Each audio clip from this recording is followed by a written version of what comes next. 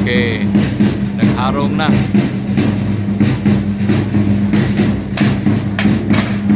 Oops.